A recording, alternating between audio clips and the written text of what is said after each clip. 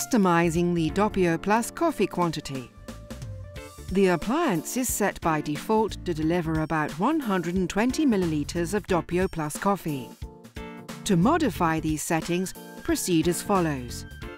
Place a sufficiently large cup or glass under the coffee spouts. Press and hold the DOPPIO Plus icon until program quantity is displayed. Release the DOPPIO Plus icon. The appliance starts delivering coffee. As soon as the coffee in the cup reaches the required level, press the DOPPIO Plus icon again. The quantity of coffee in the cup has now been programmed. You can program a minimum quantity of about 80 milliliters. You can program a maximum quantity of about 160 milliliters.